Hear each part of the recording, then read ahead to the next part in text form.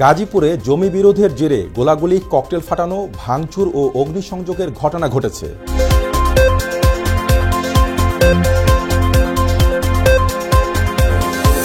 ঢাকা বিশ্ববিদ্যালয়ে চোর সন্দেহে তোফাজ্জলকে পিটিয়ে হত্যা মামলায় ৬ শিক্ষার্থীকে গ্রেফতার করা হয়েছে।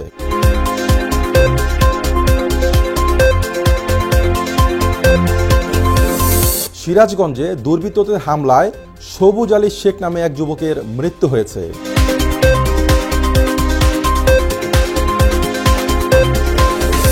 এবং সিলেটে ১৫০ বোতল ফেনসিডিল সহ এক মহিলাকে আটক করেছে পুলিশ।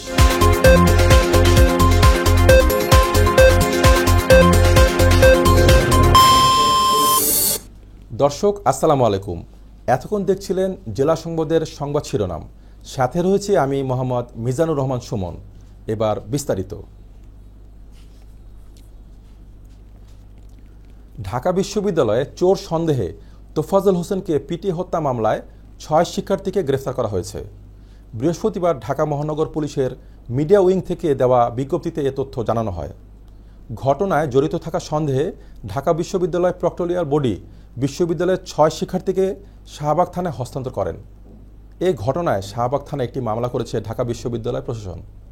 পাশাপাশি হল প্রশাসনের পক্ষ থেকে ৭ সদস্যের একটি তদন্ত কমিটি গঠন করা হয়। এতে কমিটির জিজ্ঞাসাবাদে তোফাজ্জল মামলায় স্বীকারোক্তি দিয়েছে আসামিরা।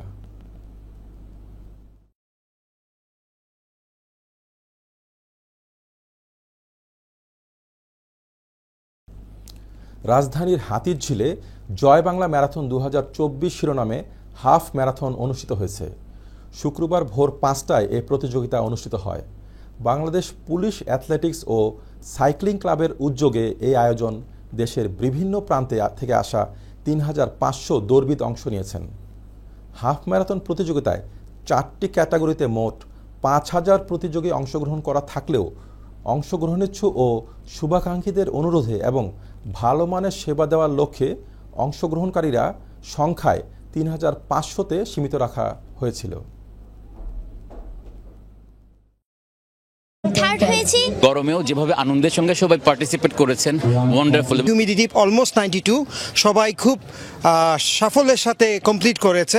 শরীর সুস্থ ফিট রাখার জন্য আমরা ম্যারাথনে দৌড় দিচ্ছি। সবাই অংশগ্রহণ করবে, সব বয়সের এবং সব ফিটনেসের মানুষজন, যাতে হচ্ছে যে সমবেতভাবে আমরা নিজেদের স্বাস্থ্য আরও ভালো করতে পারি। সবারই ম্যারাথনে অংশগ্রহণ করা উচিত নিজের স্বাস্থ্য ঠিক রাখার জন্য। আমরা আশা করি ভবিষ্যতে আরও বেশি মানুষ এটাতে পার্টিসিপেট। সিরাজগঞ্জের সলঙ্গা থানায় ধোপাকান্দিতে দুর্বৃত্তদের হামলায় সবুজ আলী শেখ নামে এক যুবকের মৃত্যু হয়েছে। নিহত সবুজ সলঙ্গা থানার আব্দুস সালাম শেখের ছেলে। শুক্রবার রাত ২:৩০টার দিকে সলঙ্গা থানার ধোপাকান্দি এলাকায় ন্যাশনাল ফুড ভিলেজের সামনে ইটভাটার পাশে এই হামলার ঘটনা ঘটে। নিহত সবুজের ভাই ও সাবেক ইউপি সদস্য মোহাম্মদ আলী শামীম জানায়, আহত অবস্থায় তাকে উদ্ধার করে সিরাজগঞ্জ শহীদ এম মনসুর আলী হাসপাতালে নিয়ে গেলে দায়িত্বরত চিকিৎসক তাকে মৃত ঘোষণা করেন। সলঙ্গা থানার পুলিশ পরিদর্শক তাজউদ্দিন আহমেদ বলেন, শুক্রবার সকালে খবর পেয়ে নিহতের সবুজের মরদেহ উদ্ধার করে থানায় আনা হয়েছে। সিলেটের গোয়াইনঘাটে শালুকটিকর পুলিশ তদন্ত কেন্দ্রের অভিযানে ১৫০ বোতল ফেনসিডিল সহ এক মহিলাকে আটক করেছে পুলিশ। তদন্ত কেন্দ্রের ইনচার্জ মনিরুজ্জামান খানের নেতৃত্বে বৃহস্পতিবার এ অভিযান পরিচালনা করেন। তিনি জানান, তুয়াকুল ইউনিয়নে শানুরের বসতঘরের ভিতরে মাটির মেঝের নিচে গর্ত করে রাখা মাদকদ্রব্য জব্দ করে। শানুরের স্ত্রী মিনারা বেগমের দখলে থাকায় তাকে পুলিশের হেফাজতে নেওয়া হয়েছে। পলাতক আসামি গ্রেফতারের চেষ্টা করা হচ্ছে।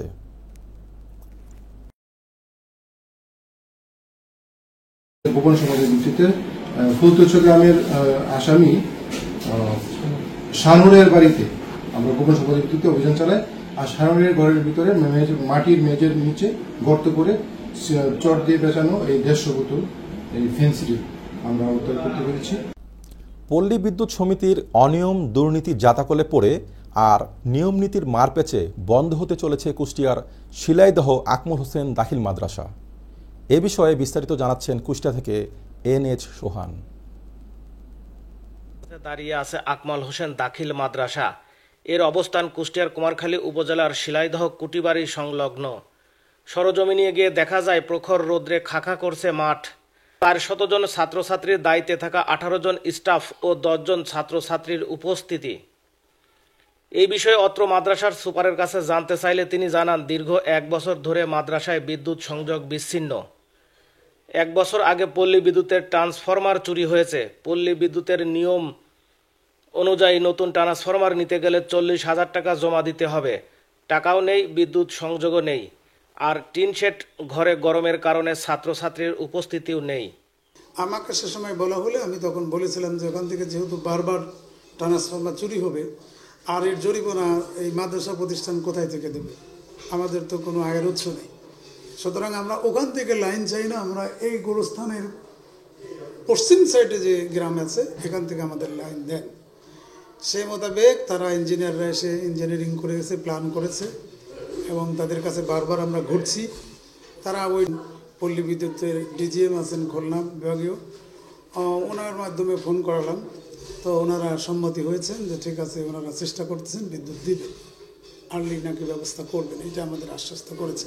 তারা প্রথম প্রায় 1 বছর ধরো আমরা তাদের বারবার ঘুরতেছি, তাদের পাশ ঘুরতেছি।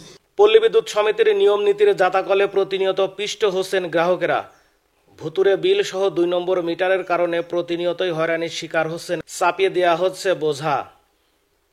সত্যতা স্বীকার করলেন পল্লী বিদ্যুৎ সমিতির কুমারখালী জোনাল অফিসের ডিজিএম আনসার উদ্দিন। আসলে আমরা তো ওই রকম লিখতে পারি না, আমরা তো সাধারণভাবে যেটা লেখার যেভাবে সেভাবেই লিখি। আমরা তো চাকরি করি, আমরা চাইলেই একটা কিছু ওইভাবে উপস্থাপন করতে পারি না। বিষয়টা এরকম। আমার দৃষ্টিতে আমার মনে হয় যে আসলে পাবলিকের জন্য এটা বোঝা। ভুক্তভোগীরা জানান, ট্রান্সফরমার চুরির সাথে পল্লী বিদ্যুৎ সমিতির অসাধু কর্মকর্তারাই জড়িত।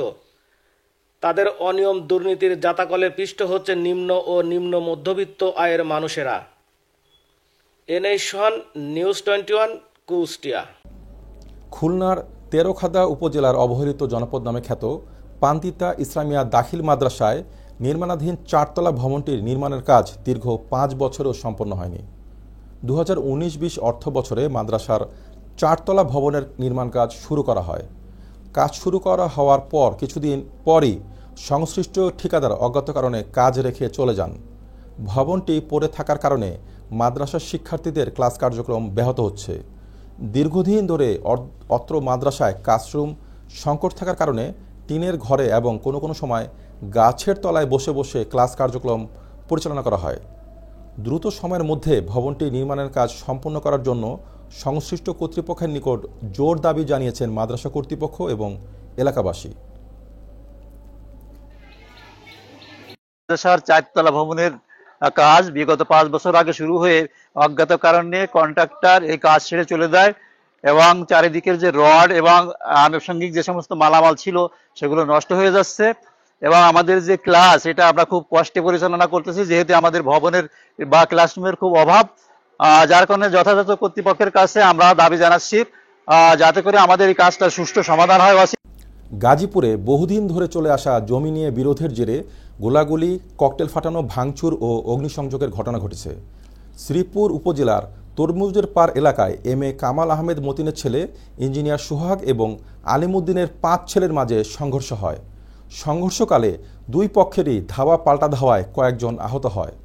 আহতদের শ্রীপুর উপজেলা স্বাস্থ্য কমপ্লেক্সে ভর্তি করা হয়েছে।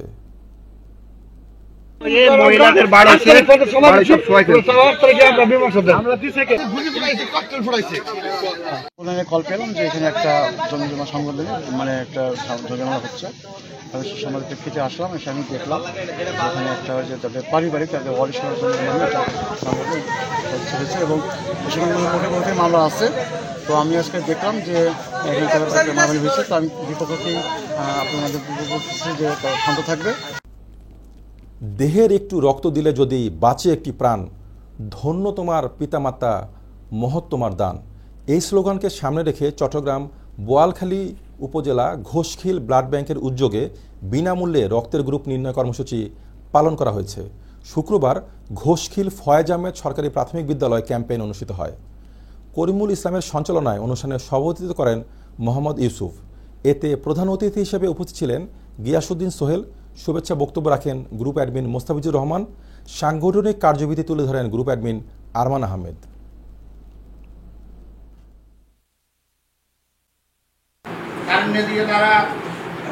আমাদের অভিষেক অনুষ্ঠান শুরু করলাম, এর মধ্য দিয়ে ইনশাল্লাহ এই কার্যক্রমটা আমরা চালিয়ে নিব।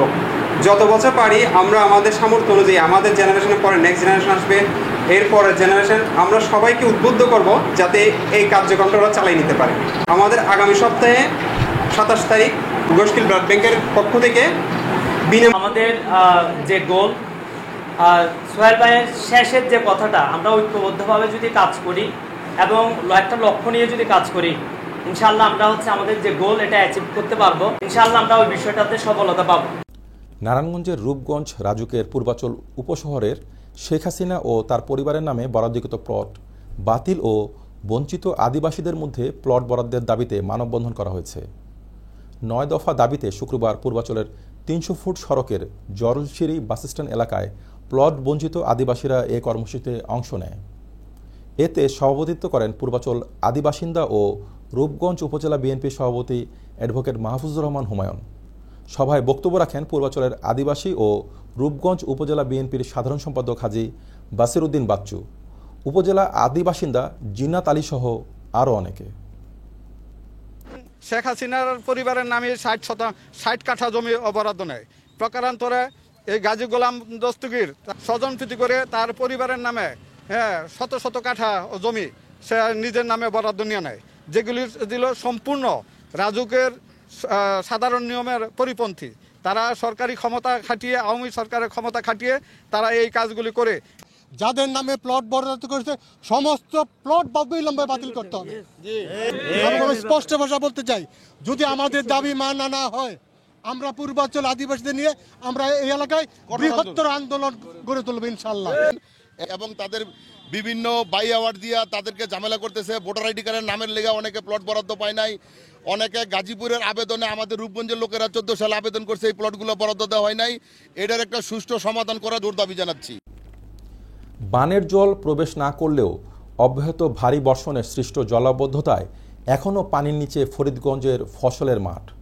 চলছে আমনের মৌসুম। ঘরে থাকা বীজ নষ্ট হয়ে গেলেও বিভিন্ন স্বেচ্ছাসেবী সংগঠন বীজ উপহার দিয়ে পাশে দাঁড়িয়েছে। কৃষকের সে দুশ্চিন্তা দূর করতে এগিয়ে এলেন এক ঝাঁক শিক্ষক শিক্ষার্থী। নিজেদের খেলার মাঠকে দিলেন কৃষকের আমনের বীজতলা তৈরিতে। চিত্রটি ফরিদগঞ্জ উপজেলার রূপসা দক্ষিণ ইউনিয়নের সাহেবগঞ্জ মাধ্যমিক বিদ্যালয়ের। দুর্যোগের ক্ষয়ক্ষতি প্রশমনের এ উদ্যোগকে প্রশংসায় ভাসিয়েছেন এলাকাবাসী। স্কুল মাঠে বীজতলা প্রস্তুতকারী কৃষক একজন মোবারক হোসেন জানিয়েছেন, প্রশাসনের কর্মকর্তা এবং স্কুল কর্তৃপক্ষের সহযোগিতায় মাঠে আমরা বীজতলা তৈরি করেছি। সবারই সহযোগিতায় আমাদের দুর্গার ফসলটা মার খাইছি। সরকারি সহযোগিতায়, কৃষি অফিসারের সহযোগিতায়, ডিসির সহযোগিতায় আমরা সরকারিভাবে ধান পাই। আমরা এই স্কুলের সহযোগিতা নিয়ে আমরা এই মাঠে ধান বীজ বুনছি। আসলে বন্যায় কৃষকদের অনেক ক্ষতিগ্রস্ত হয়েছে। তারা যে বীজ আগে তারা তৈরি করেছিল বপন করার জন্য, ওগুলো বন্যায় ক্ষতিগ্রস্ত হওয়ার কারণে সরকার তাদেরকে ধান দেয়, বীজ ধান দেয়। নষ্ট হয়েছে বীজতলা, এই জন্য কৃষকদের সুবিধার্থে স্কুল মাঠে খেলাধুলা আপাতত যদিও ক্ষতিগ্রস্ত হয় শিক্ষার্থীদের, তারপরেও কৃষকদের সুবিধার্থে এবং ভালো ফসল এবং যে দাবি জানাইছেন যে আমাদের বীজতলা জন্য আর কি উপরে কোনো জমি জমা নাই, যে এখন আমাদের স্কুলের মাঠ আছে, মাঠটা আমরা যদি একটু ব্যবহার করি তা আমরা। বিএনপির রাজনীতির সাথে জড়িত থাকলেও মনে প্রাণে আওয়ামী চেতনাকে ধারণা করেছেন পদের অবমূল্যায়ন। দল থেকে নিজের স্বার্থকে প্রাধান্য দিয়ে আওয়ামী লীগের নেতাদের সাথে সখ্যতা গড়ে জমি দখল, ব্যবসা বাণিজ্য সহ নিয়েছেন নানা ধরনের সুবিধা। ভালুকা উপজেলার 10 নং হবিবাড়ি ইউনিয়নের 6 নং ওয়ার্ড বিএনপির বর্তমান সাধারণ সম্পাদক হারুনুর রশিদ ক্ষমতার পট পরিবর্তনের পর পাল্টে ফেলেন তার খোলস। নিজ এলাকায় আধিপত্য বিস্তারকে জমি দখল, ফ্যাক্টরি নিয়ন্ত্রণ, নেতাকর্মীদের হয়রানি সহ একাধিক অভিযোগ রয়েছে তার বিরুদ্ধে।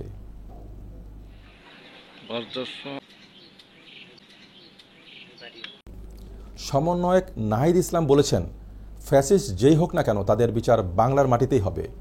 আইন শৃঙ্খলা সুষ্ঠু পরিবেশ ধীরে ধীরে ফিরে আসছে। এরই মধ্যে সেনাবাহিনীকে বিচারিক ক্ষমতা দেওয়া হয়েছে যাতে দ্রুত দেশে আইন শৃঙ্খলার সুষ্ঠু পরিবেশ ফিরিয়ে আনা যায়। শুক্রবার লক্ষ্মীপুরে বন্যা কবলিত ক্ষতিগ্রস্ত এলাকায় পরিদর্শনে এসে ত্রাণ বিতরণকালে তিনি উপজেলার বাগাংখা উচ্চ বিদ্যালয় মাঠে এসব কথা বলেন। এ সময় উপস্থিত ছিলেন লক্ষ্মীপুর জেলা প্রশাসক রাজীব কুমার সরকার, পুলিশ সুপার আক্তার হোসেন ও সদর উপজেলা নির্বাহী কর্মকর্তা আরিফুর রহমান সহ সরকারি বিভিন্ন দপ্তরের কর্মকর্তারা।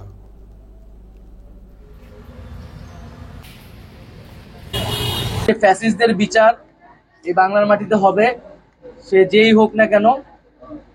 আমরা আইন শৃঙ্খলার পরিবেশ ধীরে ধীরে কিন্তু ফিরে আসছে এবং সেনাবাহিনীকে ম্যাজিস্ট্রেসি ক্ষমতা দেওয়া হয়েছে যাতে এই কার্যক্রমগুলো দ্রুত হয় এবং সারা দেশে যে মামলাগুলো রয়েছে অনেকগুলো মামলাই আসলে আবার গ্রহণযোগ্য নয়।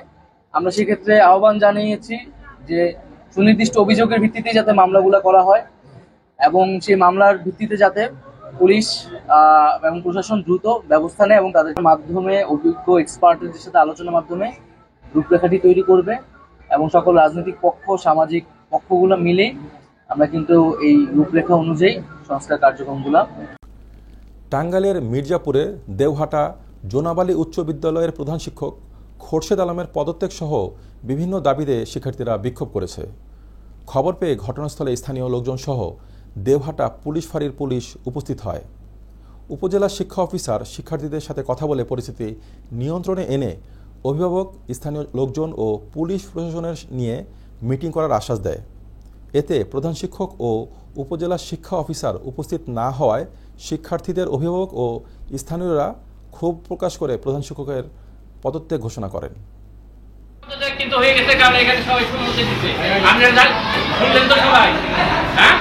যার পদত্যাগ হয়ে গেছে সে কিন্তু এই স্কুলে আসতে পারবে না যদি তাকে কেউ সহযোগিতা করে। এখানে কিন্তু আসার জন্য এখানে কিন্তু বলা আছে যে তার সাথে যারা জড়িত তাদের বিচার করা হবে। এটা আমরা সবাই ঐক্যবদ্ধ হয়েছি। আমরা কিভাবে শিক্ষা এই ছেলে মেয়েদেরকে দিতে হবে আমরা জানি, আমরা শিক্ষিত, আমরা কেউ এখানে অশিক্ষিত না। এখানে ওই যে কারো পাশে কেউ বসবে এই কি পরিচালনা পরিষদে, কে বসবে ড্রাইভার, কে বসবে চৌকিদার, ওই জিনিস আর হবে না। ড্রাইভার হেল্পারদের দ্বারা পরিচালনা পরিষদ হবে না। যারা এই দেশের উপযুক্ত ব্যক্তি তারাই এই স্কুলের সভাপতি, এই স্কুলের সদস্যরা হয়। আর কাউকে কোনো অনিয়ম অন্যায় করতে দেওয়া হবে না। সদস্য সে শিক্ষা দিলে ছাত্ররা ভালো রেজাল্ট করবে, ভালো রেজাল্টের লক্ষ্যে যা যা করতে হয় আমরা সবাই সেটাই করি। এদিকে সুনামগঞ্জে আইন শৃঙ্খলা বিঘ্নকারী অপরাধের দ্রুত বিচার মামলায় আওয়ামী লীগ সরকারের সাবেক পরিকল্পনা মন্ত্রী এম এ মান্নানকে গ্রেফতার করে রাতে পুলিশে হেফাজতে রাখা হয়েছিল। শুক্রবার সকাল 10টায় সুনামগঞ্জের ভারপ্রাপ্ত জুডিশিয়াল ম্যাজিস্ট্রেটের আদালতের বিচারক ফারহিন সাদিকের আদালতে হাজির করা হলে বিজ্ঞ আদালত বাদীপক্ষের শুনানি শেষে তার জামিন নামঞ্জুর করে কারাগারে পাঠানোর নির্দেশ প্রদান করেন।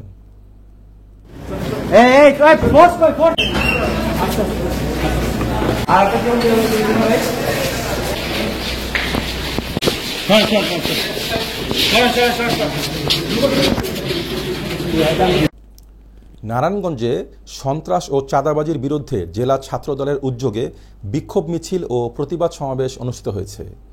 জেলা ছাত্রদলের সাবেক সভাপতি নাহিদ হাসান ভূঁইয়ার নেতৃত্বে বৃহস্পতিবার রূপগঞ্জ উপজেলার ভুলতা গাউসিয়া এলাকায় এই বিক্ষোভ মিছিল অনুষ্ঠিত হয়। সে সময় উপস্থিত ছিলেন রূপগঞ্জ উপজেলা ছাত্রদলের সদস্য সচিব মাসুম বিল্লাহ, যুগ্ম আহ্বায়ক রাকিব হাসান রাজা সহ আরও অনেকে।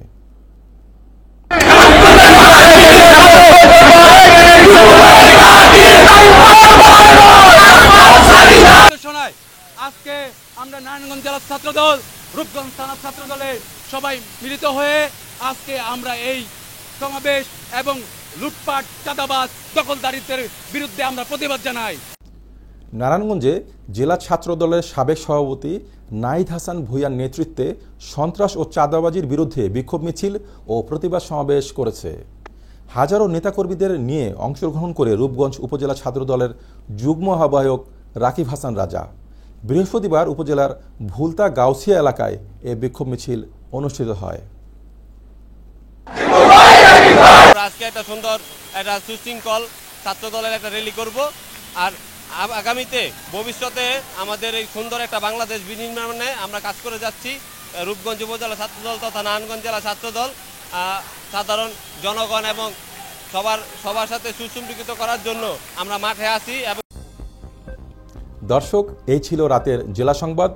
নিত্য নতুন সব আপডেট পেতে ফলো করুন আমাদের ফেসবুক পেজ, সাবস্ক্রাইব করুন আমাদের ইউটিউব চ্যানেল ও সর্বশেষ আপডেট পেতে ভিজিট করুন আমাদের ওয়েবসাইট www.news21bangla.tv-তে। এতক্ষণ আমাদের সাথে থাকার জন্য অসংখ্য ধন্যবাদ। আসসালামু আলাইকুম।